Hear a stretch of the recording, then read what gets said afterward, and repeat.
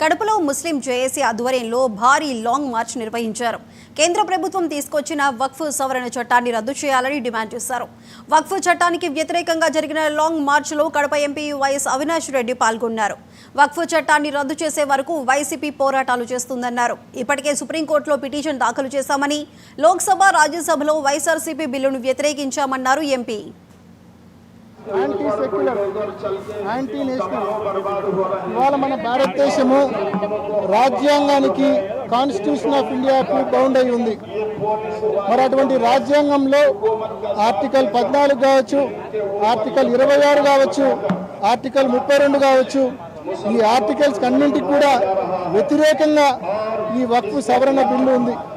కాబట్టి ఈ బిల్లును దేశవ్యాప్తంగా ప్రతి ఒక్కరు కూడా కులాలకు, పార్టీలకు, ప్రాంతాలకు అతీతంగా ప్రతి ఒక్కరు కూడా వ్యతిరేకిస్తూ ఉన్నారు. వైఎస్ఆర్ కాంగ్రెస్ పార్టీ తరఫున జగన్మోహన్ రెడ్డి గారు ఇచ్చిన పిలుపు మేరకు ఇప్పటికే లోక్సభలో, రాజ్యసభలో ఈ బిల్లును పూర్తిగా వ్యతిరేకించడం జరిగింది. అదేవిధంగా సుప్రీంకోర్టులో కూడా వైఎస్ఆర్ కాంగ్రెస్ పార్టీ తరఫున మరి ఈ బిల్లును వ్యతిరేకిస్తూ మరి పిటిషన్ కూడా వేయడం జరిగింది, రిట్ పిటిషన్ కూడా వేయడం జరిగింది. కాబట్టి అన్ని రకాలుగా వైఎస్ఆర్ కాంగ్రెస్ పార్టీ ఈ అన్యాయాన్ని ఎదిరించడానికి మరి వక్ఫ్ సవరణ బిల్లును వ్యతిరేకిస్తూ మరి సమాజానికి తోడుగా ఉందనే విషయాన్ని మీ అందరికీ తెలియజేస్తూ, ఖచ్చితంగా కేంద్ర ప్రభుత్వం ఏదైతే అనైతికంగా, అన్కాన్స్టిట్యూషనల్గా ఈ బిల్లు పాస్ చేసిందో ఈ బిల్లును ఉపసంహరించుకునే వరకు తప్పకుండా ఇటువంటి అజిటేషన్ కార్యక్రమం ఎప్పుడు కూడా ఉన్న పరిస్థితి మనం చూస్తూ ఉన్నాం. వైఎస్ఆర్ కాంగ్రెస్ పార్టీ పుట్టినప్పటి నుంచి, జగన్మోహన్ రెడ్డి గారు పార్టీ పెట్టినప్పటి నుంచి కూడా ముస్లింలకు ఎప్పుడు వ్యతిరేకంగా ప్రవర్తించిన పరిస్థితే లేదు.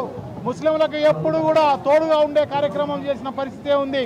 సో ఇప్పుడు కూడా దీనికి సంబంధించి ఏదైతే ఈ నల్ల చట్టాన్ని తీసుకురావాలని ప్రయత్నం చేశారో దీనికి ఎంతవరకు ముస్లింలు పోరాడతారో అంతవరకు కూడా వైఎస్ఆర్ కాంగ్రెస్ పార్టీ సపోర్ట్ ఇస్తుంది అని చెప్పేసి తెలియజేసుకుంటూ, అలాగే భవిష్యత్తులో కూడా ఎప్పుడు కూడా ముస్లింలకు వ్యతిరేకంగా ఎప్పుడు కూడా చేసే పరిస్థితే ఉండదు.